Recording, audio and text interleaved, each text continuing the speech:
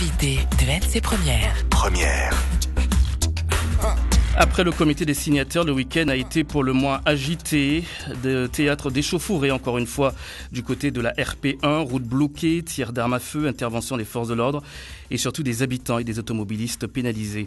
Bonjour Thierry Lataste. Bonjour. Vous êtes le haut commissaire. Ce qu'attendent les automobilistes un lundi matin, c'est le déblocage de la route.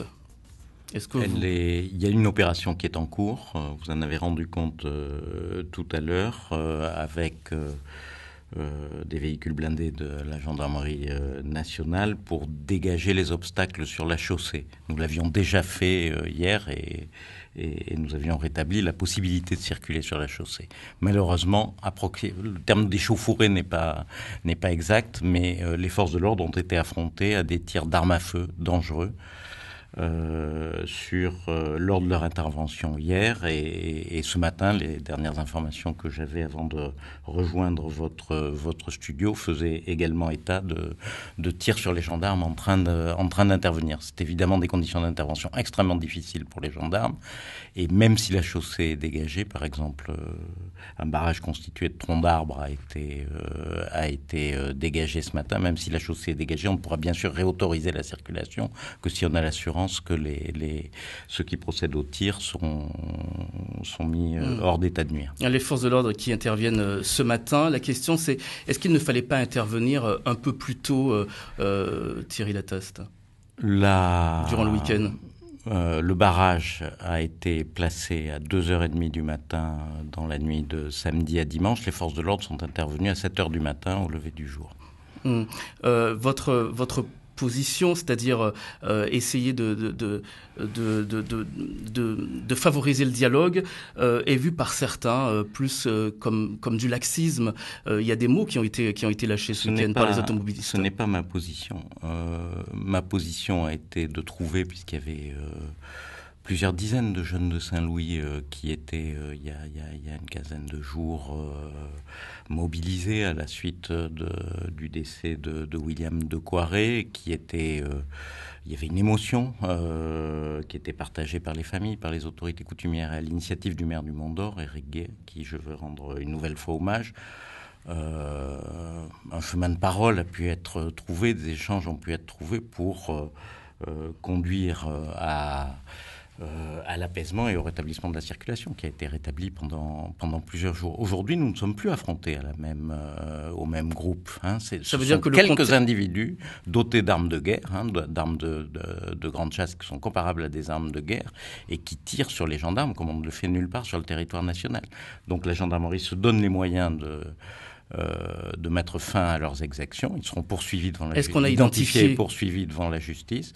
Le procureur de la République conduit l'aspect judiciaire, l'aspect enquête sur les auteurs de ces méfaits. Pourquoi c'est difficile aujourd'hui de maîtriser ces auteurs de troubles ? Parce que Saint-Louis c'est grand, parce qu'il y a autour de 1500 habitants, il y a plusieurs kilomètres de traversées, que la végétation y est dense, que ce sont des armes qui tirent de très loin, qui peuvent donc que le tireur n'est pas forcément à proximité immédiate des gendarmes en train d'intervenir. Donc ce sont des conditions d'intervention exceptionnellement difficiles pour les gendarmes. Je veux leur rendre hommage, à leur courage. Je rappelle que un officier supérieur et un sous-officier de gendarmerie ont été grièvement blessés et auraient pu, à quelques centimètres près, subir beaucoup plus encore. Nous faisons tout ce qui est possible et si quelqu'un peut avoir de l'influence sur ceux qui tirent sur les gendarmes et sur les passants et sur les personnes qui ont traversé la tribu de Saint-Louis, j'en appelle bien sûr à leur sens des responsabilités. Oui, on a l'impression en tout cas qu'on a perdu de l'influence aujourd'hui, monsieur le commissaire, l'impression que l'on a perdu toute autorité sur ces jeunes, même les autorités coutumières le disent, on ne peut plus rien faire. Est-ce que l'État aujourd'hui peut faire quelque chose encore ?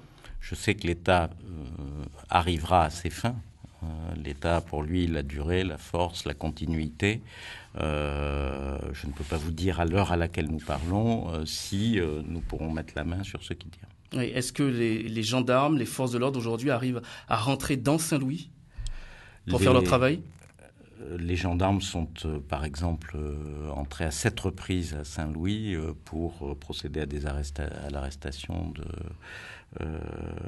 de gens qui étaient recherchés et condamnés par le tribunal de première instance de Nouméa. Donc, bien sûr, ils peuvent le faire et ils le font en général, d'ailleurs, en accord avec les autorités coutumières. Oui, mais sauf que ce week-end, visiblement, il est difficile de maîtriser ces tireurs et de rétablir véritablement la sécurité pour les automobilistes. Je ne vous ai pas dit que cette situation était facile. Je vous dis que tous les moyens sont mobilisés pour essayer d'y mettre fin. Alors, comment aujourd'hui mettre fin à ces difficultés, à ces problèmes sur la RP1 ?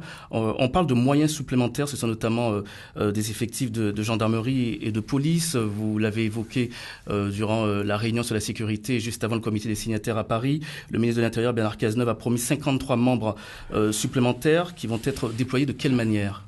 Alors, ce n'est pas directement lié à Saint-Louis, c'est la situation de la délinquance en général en Nouvelle-Calédonie que nous affrontons. Pour Saint-Louis, j'ai demandé au Premier ministre et au ministre de l'Intérieur de mettre à ma disposition un escadron de gendarmerie mobile supplémentaire par rapport à ceux qui sont déjà prépositionnés en Nouvelle-Calédonie. J'ai obtenu leur accord et donc nous serons renforcés dans les jours qui viennent, le temps d'acheminer cette unité supplémentaire. Sur les décisions annoncées au comité des signataires, donc vous savez que le Premier ministre avait envoyé une mission de l'inspection générale de la gendarmerie et de l'inspection générale de la police nationale pour faire des préconisations sur le dispositif de lutte contre la délinquance en Nouvelle-Calédonie. Il y a beaucoup de mesures qui ont été proposées, qui tiennent à la prévention, qui tiennent à la coordination entre les forces, mais il y a également des renforts qui ont été annoncés.